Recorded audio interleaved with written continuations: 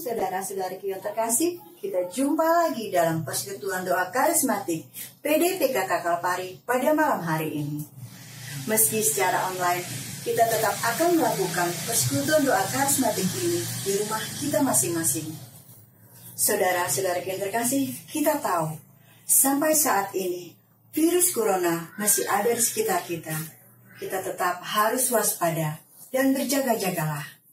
Seperti dalam firman Tuhan Matius 25 ayat 13.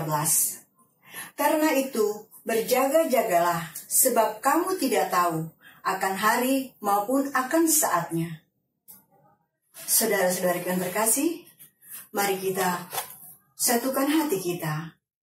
Kita satukan pikiran kita untuk bersama-sama, untuk kehadiran Tuhan di tempat ini. Kita buat tanda kemenangan kita dalam nama Bapa dan Putra dan Roh Kudus. Selamat malam Allah Bapa. Terima kasih atas berkat dan kasih setiamu, sehingga kami boleh bertemu kembali bersama saudara-saudara kami, meski secara online, untuk memuji dan menyembah-Mu. Sungguh kami mau menyatakan rasa syukur kami Bapa. Kami mau selalu bersyukur atas kasih-Mu. Kami mau selalu bersyukur Bapa atas penyertaan-Mu. Dan kami mau selalu terus bersyukur karena Engkau begitu baik dan teramat baik dalam kehidupan kami di sepanjang hari-hari yang kami lalui. Berkatilah kami Tuhan dari awal hingga akhirnya acara ini, sehingga semua dapat berjalan dengan baik sesuai dengan rencana-Mu. Kemuliaan kepada Bapa, Putra dan Roh Kudus, seperti pada permulaan, sekarang, selalu, dan sepanjang segala abad. Amin. Marilah saudara-saudari yang terkasih, kita bersama-sama akan menyatakan rasa syukur kita kepada Tuhan kita yang telah begitu baik terhadap kita. Dia telah menyerahkan segalanya hanya bagi kita. Tuhan, kami mau bersyukur atas semua yang telah Kau berikan kepada kami, atas berkat-berkat yang Kau limpahkan kepada kami. Menghiasi kehidupanku dengan kemurahan-Mu. Kau rancangkan masa depanku penuh dengan harapan. Aku ada saat ini, semuanya karena kasih-Mu. Aku hidup hari ini, semua berkat kemurahan-Mu. Terima kasih Yesus, Engkau sangat baik, teramat baik bagiku. Engkau sungguh teramat baik bagiku Tuhan. Engkau hiasi kehidupanku. Sungguh Kau Allah yang layak untuk dipermuliakan. Kau hiasi kehidupanku dengan kemurahan-Mu. Kau rancangkan masa depanku penuh dengan harapan. Aku ada saat ini, semuanya karena kasih-Mu. Aku hidup hari ini, semua berkat kemurahan-Mu.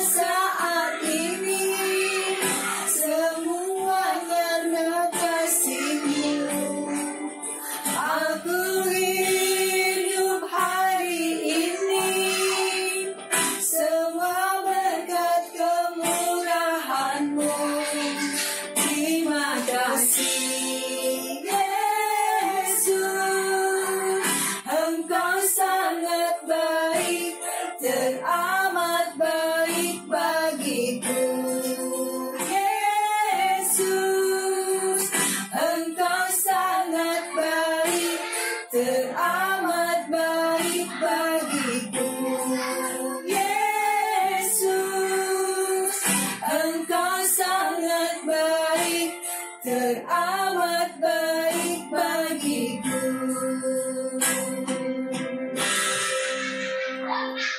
Terima kasih Tuhan, Engkau sungguh Allah yang baik dan teramat baik bagiku Tuhan. Kami mau mengatakan syukur kami padamu Tuhan. Kami bersyukur atas semua berkat-berkat yang telah Kau berikan kepada kami hingga saat ini. Terima kasih Tuhan. Terima kasih Tuhan. Terima kasih Tuhan, berkat-berkat-Mu yang berlimpah bagi kami, sehingga kami bisa menjalankan kehidupan ini dengan sebaik mungkin. Terima kasih Tuhan. Terima kasih Tuhan. Terima kasih Tuhan atas keluarga yang Kau berikan kepada kami, atas napas kehidupan dan kepercayaan yang Kau berikan kepada kami. Terima kasih Tuhan. Terima kasih Tuhan atas segala kesehatan yang kami bisa rasakan, sehingga kami bisa menikmati hidup ini dengan baik. Terima kasih Tuhan. Di dalam lagi, di dalam diri kami, bersama diri kami sepanjang hidup kami. Kami rindu untuk lawan kami. Tuhan, aku rindu. Tuhan, aku siap.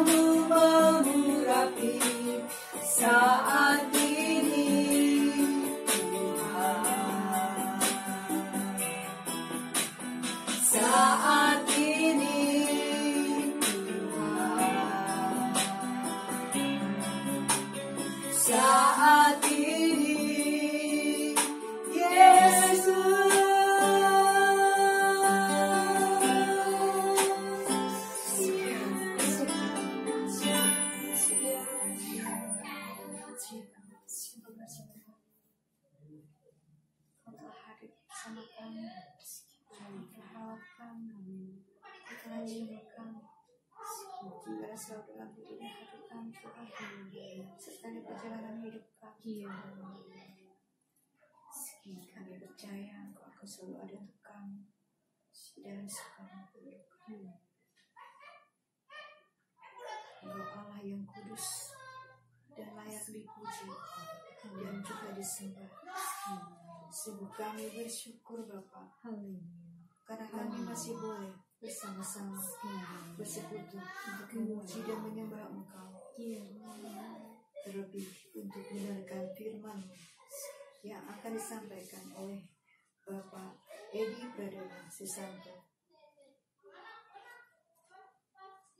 di mana Bapak Edi Pradana Susanto akan menyatakan kebenaran bahwa Engkaulah satu dan satu-satunya Tuhan kami dan harapan kami. Berkatilah dan urapilah Bapak Edi Pradana Susanto dan jamaah lengkap juga kami semua Tuhan, supaya kami menjadi murid yang setia, yang mau mendengarkan firman-Mu, terlebih untuk melakukan di kehidupan kami. Amin. Terima kasih Tuhan. Shalom, bertemu kembali dalam program PPK with Love. Saya Eka Pradana dari PD PKK Santo Yohanes Penginjil Blok B Jakarta Selatan akan membawakan tema renungan berproses dalam kehidupan bersama Tuhan.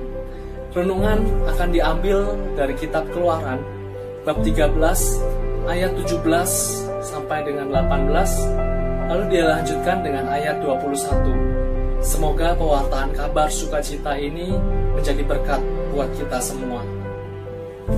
Ada sebuah pepatah, menjadi tua itu biasa, namun menjadi dewasa itu adalah pilihan. Kita sebagai manusia pasti mengalami penuaan karena proses berjalannya waktu. Namun untuk menjadi dewasa, kita harus menjalani proses di dalam kehidupan.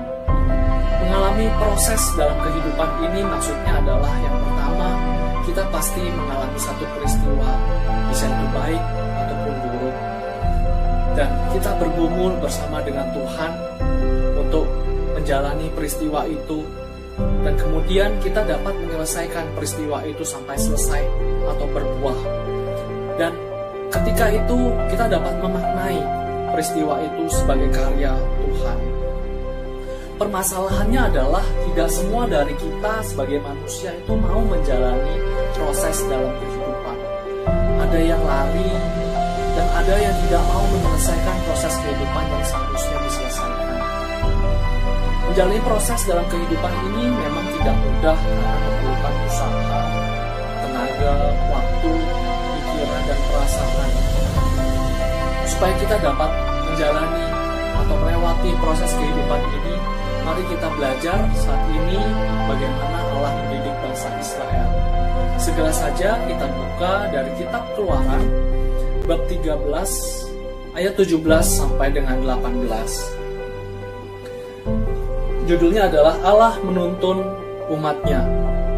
Setelah Fir'aun membiarkan bangsa itu pergi, Allah tidak menuntun mereka melalui jalan ke negeri orang Filistin, walaupun jalan ini yang paling dekat. Sebab firman Allah, jangan-jangan bangsa itu menyesal apabila mereka menghadapi peperangan, sehingga mereka kembali ke Mesir. Ayat 18, tetapi Allah menuntun bangsa itu berputar melalui jalan di padang gurun menuju ke Laut Teberau. Dengan siap sedia berperang berjalanlah bangsa orang Israel dari tanah Mesir. Ini dua ayat ini memiliki latar waktu, yaitu setelah terjadinya tulah ke-10 di Mesir dan setelah terjadinya Paskah Yahudi pertama kalinya, di mana tulah ke-10 berupa terjadi kematian semua anak sulung baik manusia maupun hewan di Mesir. Namun anak sulung dari bangsa Israel diluputkan dari mara bahaya ini karena Tuhan melewatkan rumah orang Israel karena ada tanda darah anak domba pada kedua tiang pintu. Setelah itu Fir'aun menyerah untuk menahan bangsa Israel lebih lama lagi di Mesir. dan membiarkan mereka keluar dari Mesir. Bangsa Israel saat itu punya dua pilihan. Yang pertama adalah mereka tetap stay dan tinggal di Mesir, atau yang kedua adalah keluar dari Mesir menuju ke tanah terjanji, yaitu tanah Kanaan. Dan bangsa Israel memutuskan untuk keluar dari Mesir dipimpin oleh Musa. Dalam perjalanannya Allah memimpin bangsa Israel keluar dari Mesir dengan tidak melalui jalan yang biasa. Allah tidak menuntun bangsa Israel melewati negeri orang Filistin untuk menuju tanah terjanji. Padahal kenyataannya ketika mereka harus melewati negeri orang Filistin tersebut, itu adalah jalan yang konvensional yang biasa dilalui dan lebih pendek daripada jalan yang dipilihkan oleh Allah. Pada zaman itu, bangsa Filistin adalah bangsa yang suka bertempur. Allah tahu bahwa bangsa Israel yang baru saja keluar dari Mesir masih bermental budak dan belum memiliki kemampuan tempur. Bermental budak artinya apa? Mereka masih belum punya inisiatif, belum punya cita-cita yang jauh ke depan, dan hanya melakukan hal-hal yang diperintahkan oleh mandornya. Secara kemampuan mereka hanya memiliki kemampuan pekerjaan kuli, angkat-angkat, memecahkan batu, dan sebagainya, bukan kemampuan tempur prajurit. Jadi bisa kita bayangkan di sini, apabila mereka bertemu dengan bangsa Filistin dalam perjalanannya menuju tanah Kanaan, maka ada 3 kemungkinan. Pertama, mati konyol karena tidak bisa berperang. Kedua, tunduk dan ditangkap oleh orang Filistin. Yang ketiga adalah melarikan diri kembali ke Mesir dan menjadi sebagai budak.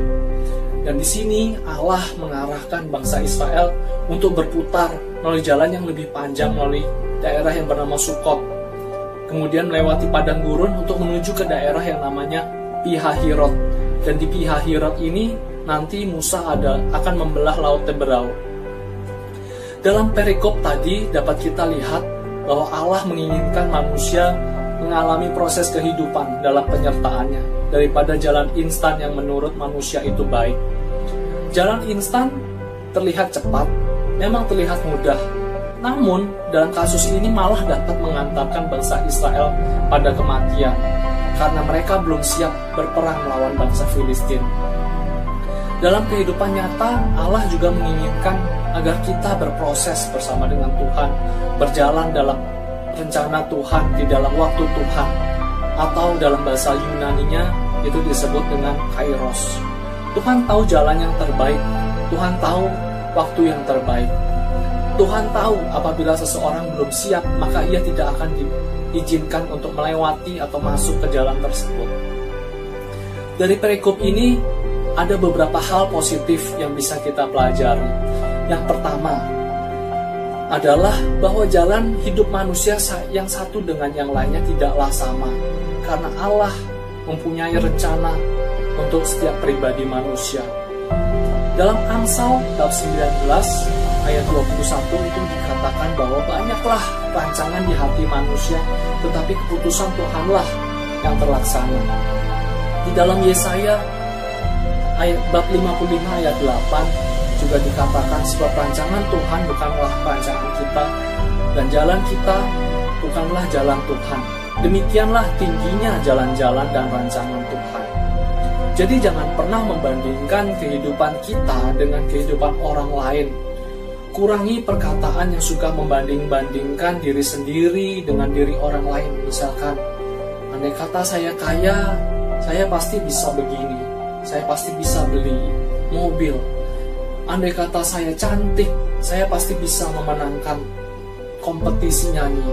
Andai kata saya tampan, maka saya akan bisa begini. Andai kata saya tinggi, andai kata saya langsing. Setiap dari kita adalah otentik, Bapak Ibu Saudara.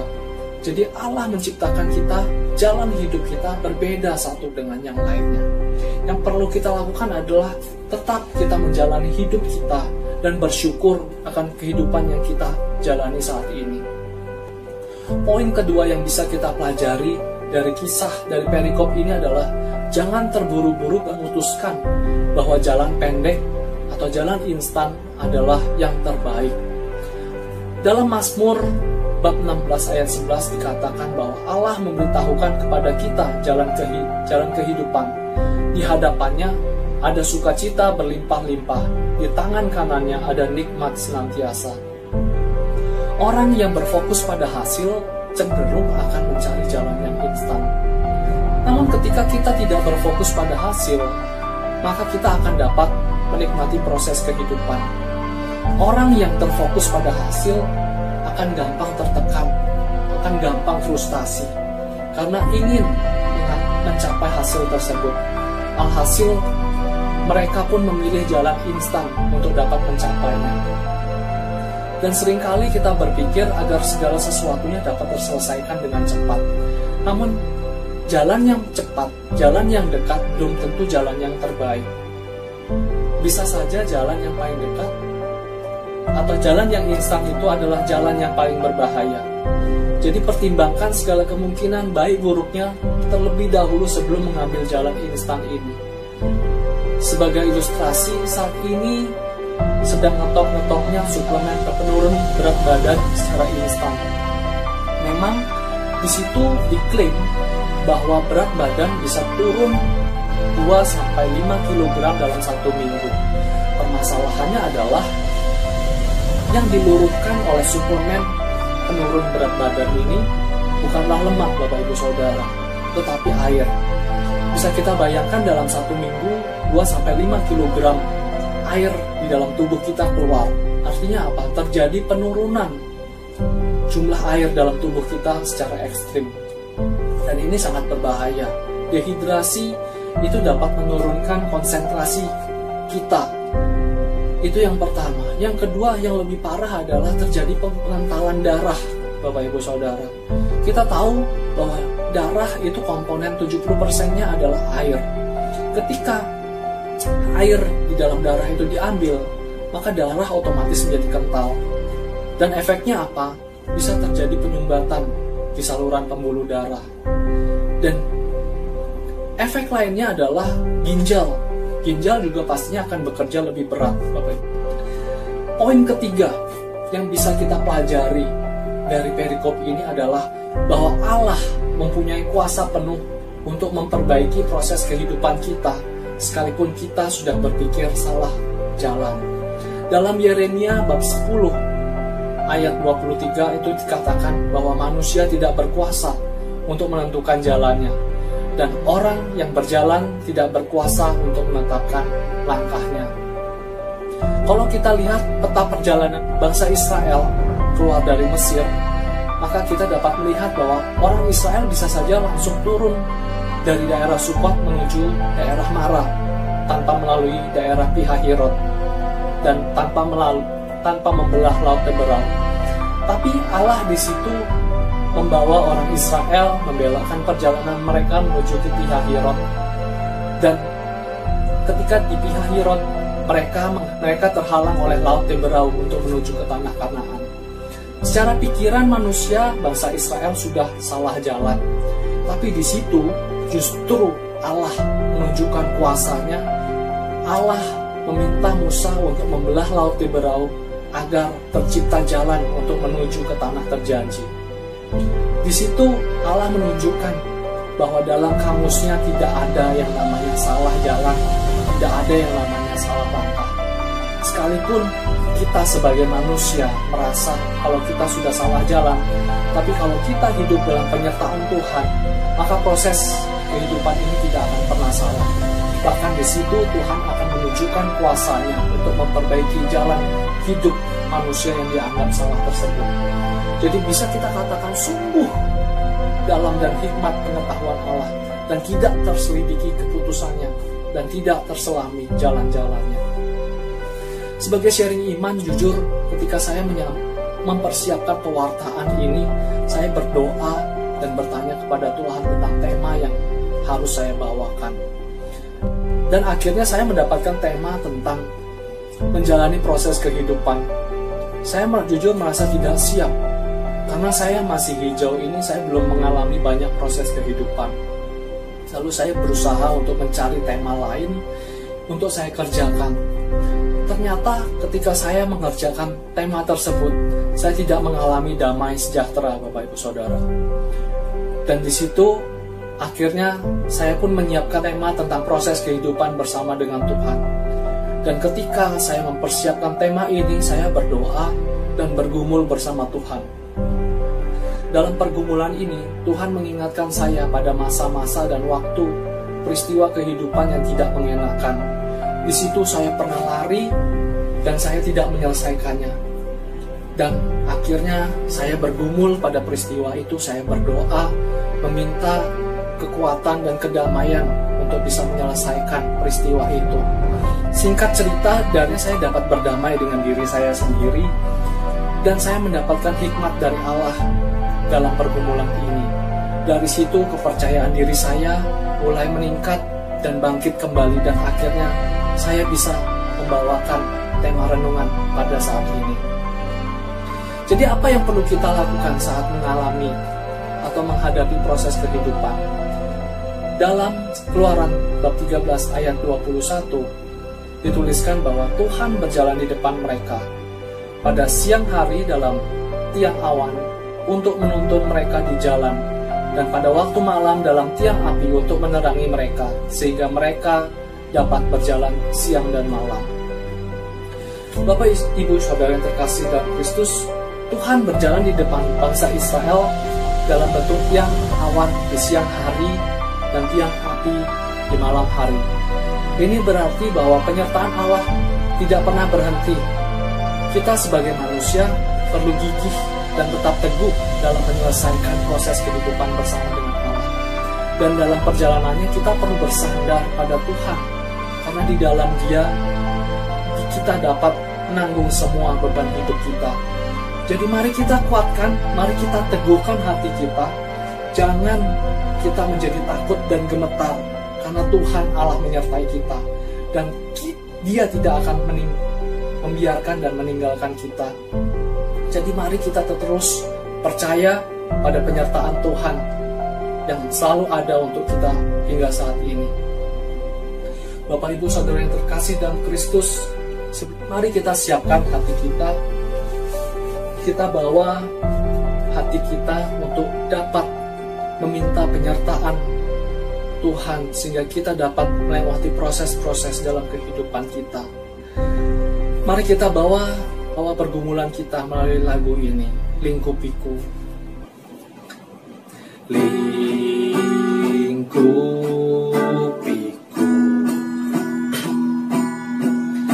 dengan sayapmu, naungiku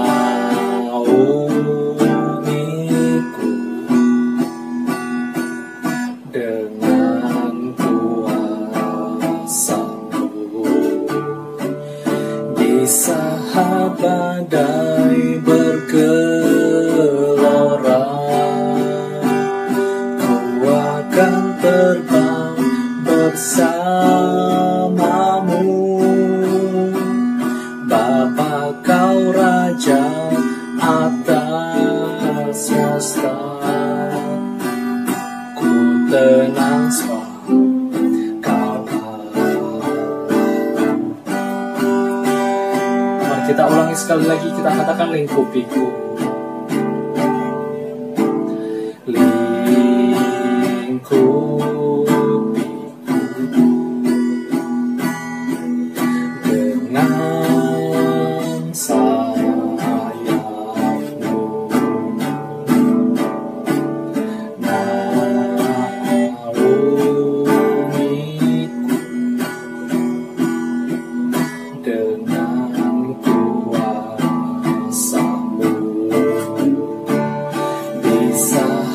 Badai bergelora, ku akan terbang bersamamu. Bapa, Kau Raja atas semesta, ku tenang sebab Kau Allahku. Di saat badai di saat badai bergelora, aku akan terbang bersamamu. Bapa, kau Raja atas semesta, ku tenang sebab kau Allahku. Ku tenang sebab kau Allahku. Ku tenang sebab kau Allahku.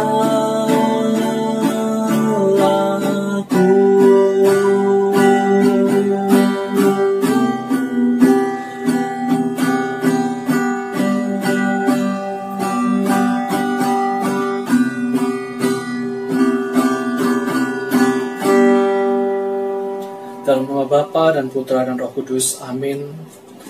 Ya Allah Bapa di surga, terima kasih ya Bapa untuk firman yang boleh kami dengarkan pada saat ini.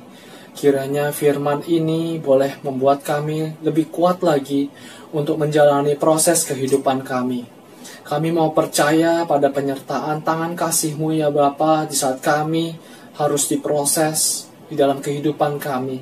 Kami percaya kami akan menjadi manusia yang lebih baik, pribadi yang lebih baik, berkarakter lebih baik, karena kami mempercayakan hidup kami di dalam proses, di dalam Engkau ya Bapa.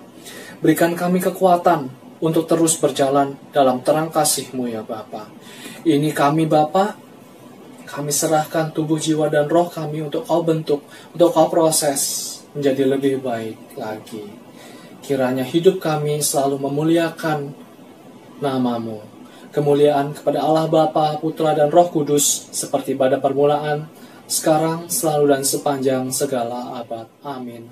Dalam nama Bapa dan Putra dan Roh Kudus. Amin. Sekian pewartaan dari saya. Tuhan Yesus memberkati kita semua. Amin. Terima kasih untuk Bapak Edi Pradana Susanto yang telah menyampaikan firman-Nya. Sungguh kami semua sangat terberkati. Saudara-saudari yang terkasih, sebelum kita akhiri persekutuan doa pada malam hari ini, mari kita kembali untuk menyatukan hati kita. Kita buat tanda kemenangan kita. Dalam nama Bapa dan Putra dan Roh Kudus. Amin. Allah Bapa, sungguh kami bersyukur karena kami masih boleh tetap bersama-sama bersekutu walaupun secara online di rumah kami masing-masing. Kami percaya Bapa bahwa anugerah tidak terbatas kepada kami. Kiranya kami boleh menjadi pribadi yang diberkati. Kami berdoa untuk Bapak Edi Pradana Susanto. Kiranya Tuhan senantiasa memberkati keluarganya, memberkati pelayanannya. Terima kasih Tuhan, karena Engkau senantiasa melindungi kami. Amin. Kemuliaan kepada Bapa, Putra, dan Roh Kudus, seperti pada permulaan, sekarang, selalu, dan sepanjang segala abad. Amin. Mari kita nyanyikan rasa syukur kita kepada Tuhan. Dalam situasi seperti apapun, kita akan tetap selalu bersyukur, karena Tuhan selalu ada untuk kita.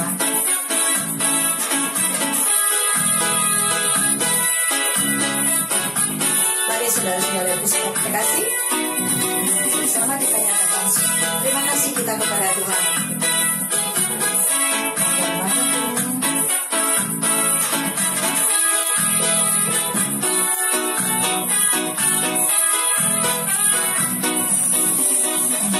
Segala puji syukur hanya bagi-Mu Tuhan, sebab Kau yang layak dipuja. Kami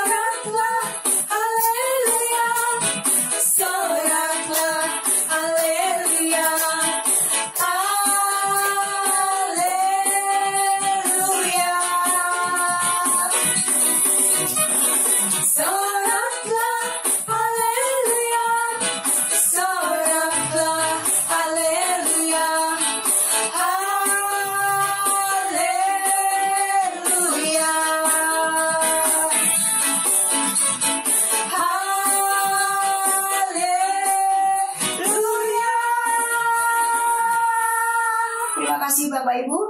Tuhan Yesus memberkati.